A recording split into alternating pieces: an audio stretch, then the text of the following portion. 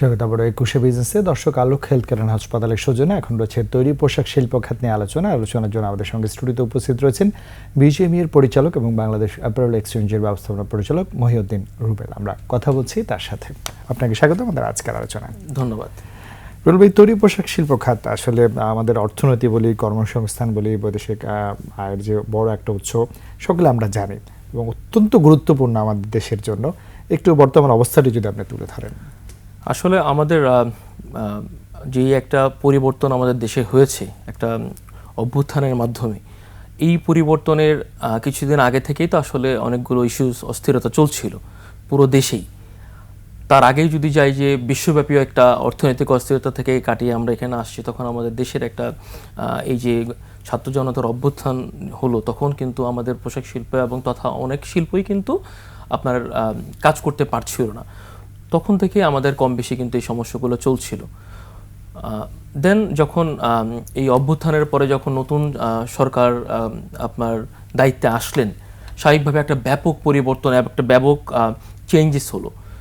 সেই সাথে সাথে কিন্তু তখন আমরা কিন্তু বেশ কিছুদিন আগ থেকে কিন্তু গার্মেন্টস চালাতে পারছিলাম না। অন্যান্য শিল্প আসলে, বিশেষ করে রপ্তানিমুখী শিল্প কারখানা বৃহৎগুলো, তখন দেখা গেছে অনেকদিন বন্ধ রাখতে হয়েছে আমাদেরকে, আপনার দেন ছুটি দিতে হয়েছে। তো আসলে ওই সময় যে এই যে ইন্টারনেট বন্ধ থাকা, ইন্টারনেটকে টোটাল বহির্বিশ্বের সাথে যোগাযোগ বন্ধ করে দেওয়া, তখন থেকে যে ভীষণ একটা অস্থিরতা আমাদের মধ্যে বলেন, ক্রেতাদের মধ্যে বলেন, বিশ্ববাসীর মধ্যে বলেন চলছিল আমাদের দেশ নিয়ে এবং আমাদের আপনার ইন্ডাস্ট্রি নিয়ে। তো স্বাভাবিকভাবে তখন থেকেই কিন্তু আমরা একটা গ্যাপে পড়ে গেছি।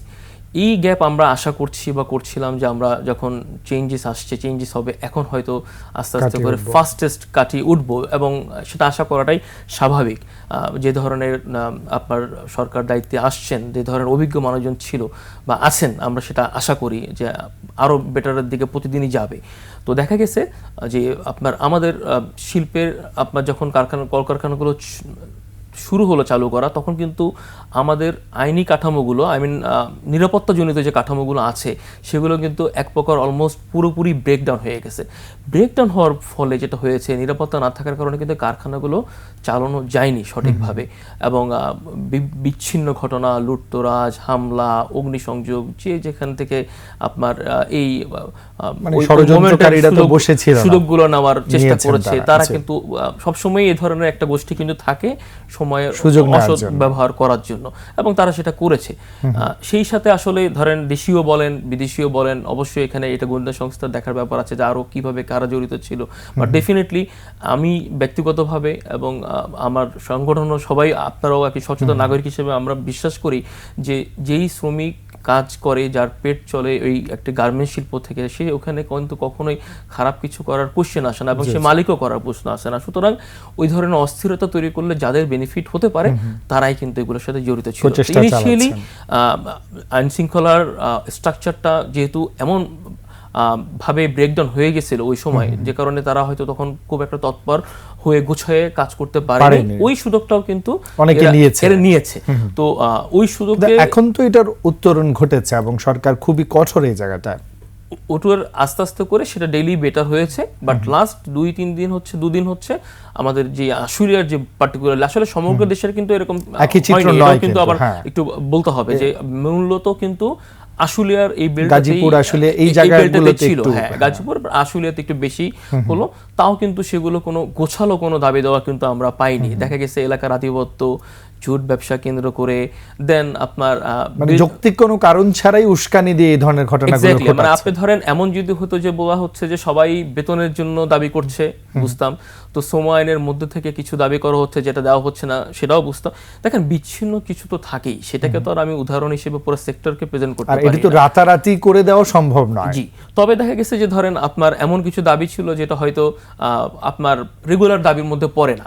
এখন যখন আপনি আবার সেটা পূরণ করছেন, তখন এমন কিছু দাবি আসছে, কালকে আসছে যে এই ম্যানেজমেন্টকে বের করে দিতে হবে, এদেরকে সরাতে হবে। তো আসলে বোঝা যাচ্ছিল যে দাবির প্যাটার্ন গুলো দেখে যে মালিকরা কিন্তু আসলে ওই সময় অসহায় হয়ে যাচ্ছিল, কারণ নিরাপত্তা নাই, আপনি বাইরের পেশারে আছেন, আপনি ফ্যাক্টরি খুললে আপনি ফ্যাক্টরি চালাতে পারবেন কিনা, আপনি আপনার জীবনের নিরাপত্তা কি আছে, আর্মি এসে আপনাকে উদ্ধার করছে, হ্যাঁ, আপনার গেট লক করে দেওয়া হচ্ছে, আমদানি রপ্তানির অবস্থানটা তো আছেই, সেটা তো আছেই, আপনার অর্ডার ক্যান্সেল হচ্ছে, বা বাইরের আপনি ইমেল পাচ্ছেন, বা বাইরের কোশ্চেনের মুখোমুখি হতে হচ্ছে, জবাব দিতে হচ্ছে।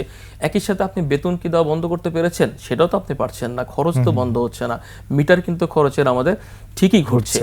এখন এই যে সাধারণ ছুটি দেওয়া হয়েছিল সেটারও কিন্তু টাকাটা বা আমাদের কিন্তু খরচ কিন্তু কোনো দিক থেকে বন্ধ নেই, আমি সেটা বলছি। তাহলে যদি কারখানা চালাতে না পারি, আমি যদি নিরাপত্তা দিতে না পারি, তাহলে এই গার্মেন্টসগুলো চলবে কিভাবে, ফ্যাক্টরিগুলো চলবে কিভাবে, সেক্টর চলবে কিভাবে, দেশের অর্থনীতি কিভাবে চলবে? এই যে একটি নতুন আপনার সরকারের যে দায়িত্ব গ্রহণ করেছে, তাদেরকেও তো একটা এনভায়রনমেন্ট দিতে হবে, সবাই মিলে, যে তারা যেন কাজ করে জিনিসগুলোকে সুন্দর মতো তুলে আনতে পারে। সো অ্যাকচুয়ালি ওনারাও তো ঠিক মতো গুছিয়ে তখনও গুছিয়ে উঠতে পারেনি ইনিশিয়ালি। সো অবশ্যই তখনই এই ধরনের অনভিপ্রেত ঘটনাগুলো কিন্তু আসলে সবাইকেই আপনার নাড়া দিয়েছে। শুধু আমি বলবো সমগ্র দেশবাসী, সরকার এবং আমাদের বায়ার, বিশ্বব্যাপী সব জায়গাতেই আসলে এই ক্ষেত্রে বিজিএমইর সাথে সরকারের পক্ষ থেকে বারংবার বৈঠক করছেন, আপনার প্রচেষ্টা চালাচ্ছেন। তারা, আমরা জানি যে যৌথ বাহিনী বা শিল্প পুলিশ, তারাও এগিয়ে এসছেন, এবং এই যে মেসেজগুলো আমাদের কিন্তু ব্র্যান্ডিংগুলো নষ্ট করছে, এইখানে আসলে আপনারা কি ভাবছেন? দেখুন, সবচেয়ে যেটা ক্ষতিকর, আমি যেটা বিশ্বাস করি কি, বাংলাদেশ তো আসলে এখন ছোট শিল্প না গার্মেন্টসের ক্ষেত্রে, এটা কিন্তু একটা অনেক বড় একটা ইন্ডাস্ট্রি হয়ে গেছে। আপনি চাইলেই রাতারাতি যে সব অর্ডার চলে যাবে, চাইলেই যে সব বন্ধ করে দেয় সব ব্র্যান্ড, সবার কমিটমেন্টেরও কিন্তু অবস্থান সমান না। অনেক বড় বড় ব্র্যান্ড আছে, তাদেরও কিন্তু ভালো কমিটমেন্ট আছে, তারা কিন্তু মুখ ফিরিয়ে নিচ্ছে না। কিন্তু একটা লিমিটেশন তো আছে, একটা সীমাবদ্ধতা আছে। আপনি কতদিন পর্যন্ত সেটাকে ধরে রাখতে পারবেন? তাদেরও তো মালগুলো নিয়ে সেল করতে হবে, সাপ্লাই চেইনের ব্যাঘাত ঘটলে তাদেরও তো ক্ষতি বা তাদের তো জবাবদিহিতা আছে। সো অবভিয়াসলি সেই সাথে ইমেজের যে ব্যাপারটা, সেটা তো আসছেই। যেটা সবচেয়ে বড় ক্ষতি হয়েছে আমাদের, কিন্তু আসলে ইমেজের ক্ষতি হয়েছে। এই সিচুয়েশন হয়তো নর্মাল আসলে তো হয়ে গেছে, আরো কয়েকদিন পরে সরকার যেভাবে এগুলোকে গুছিয়ে আনছে, যেভাবে তৎপরতা এখন দেখছি, তারা আসলে আন্তরিকতা কখনোই কম ছিল আমরা মনে করি না, দেখি নাই। বারংবার আমাদের সাথে বৈঠকে তারা কিন্তু তাদের সমগ্র আন্তরিকতা দেখিয়েছে। ওই সময় তাদেরও যে অবস্থান ছিল, তাদের প্রতি ওই গোলযোগের সময়, আন্দোলনের সময় শেষের দিকে যে ধরনের হয়েছে, অবশ্যই তারাও তো একটা টমার মধ্যে ছিল, এটাও আমরা দেখেছি। তাদেরকেও গুছিয়ে উঠতে কিন্তু একটু সময় লেগেছে। তো সুতরাং আসলে এইসবের মাঝে যেটা ক্ষতি হয়েছে, এগুলো সমাধান ঠিকই হয়ে যাবে, টুডে অর টুমরো হতেই হবে, কিন্তু আমাদের ব্র্যান্ডিংটা নষ্ট হয়ে যাচ্ছে, আমাদের ইমেজ ক্ষতিগ্রস্ত হচ্ছে, সেটা কিন্তু আমাদের সবচেয়ে বড় ক্ষতি হবে। এই দিকে অনেক বেশি নজর দিতে হবে। ছোট্ট একটি বিজ্ঞাপন বিরতি নিচ্ছি, আবার আলোচনায় ফিরবো। প্রিয় দর্শক, নিচ্ছি একটি বিজ্ঞাপন বিরতি, আমাদের সাথেই থাকুন।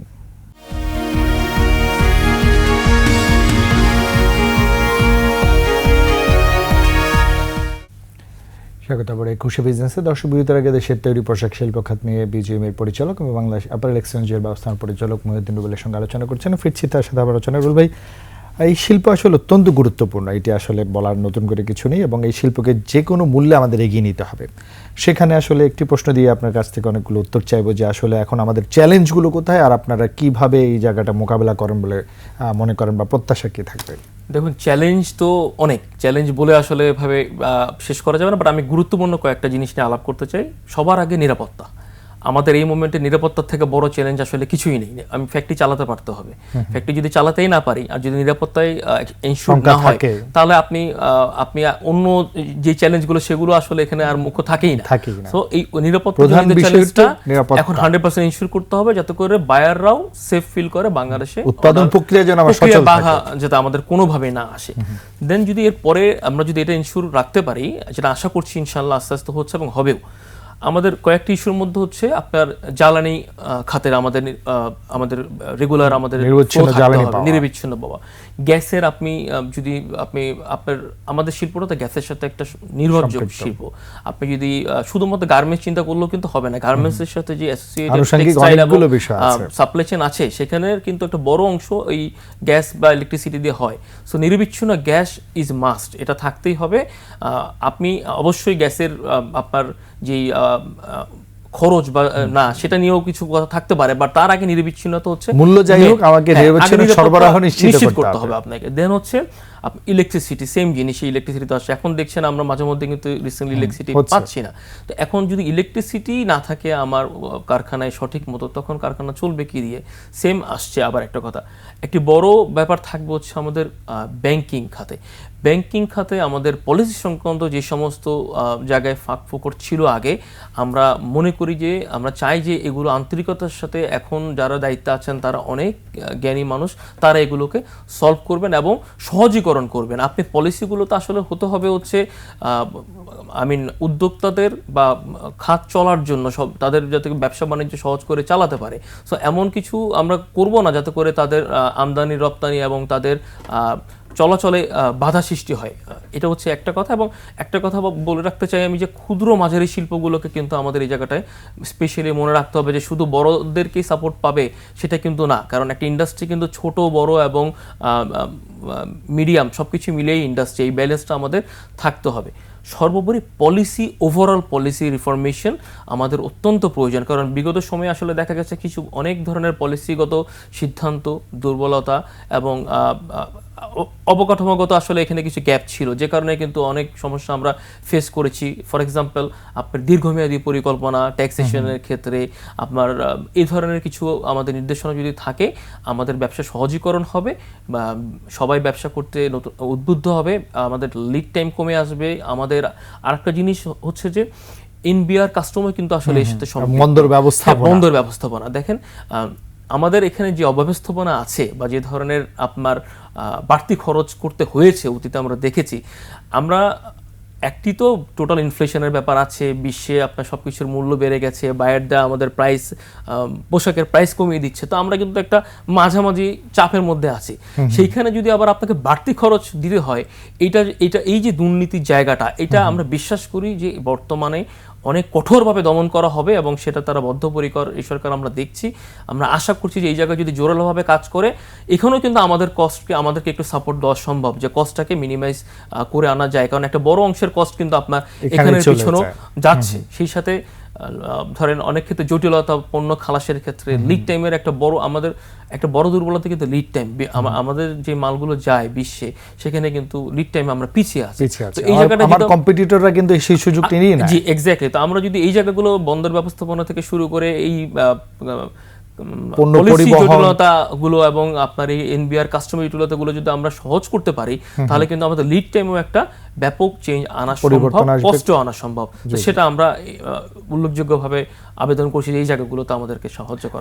একেবারে শেষ দিকে এক লাইনে যেটা শুনতে চাইবো, আপনাদের হাত ধরেই আসলে পোশাক শিল্প খাত এগিয়ে যাচ্ছে, বিদেশি বায়াররা যেন আমাদের উপরে অন্তত পেশেন্স রাখতে পারেন, সেই জায়গাটায় বিজিএমএ এই পরিকল্পনা নিয়ে কিভাবে এগোবে, একেবারে ছোট্ট করে যদি শেষ করেন।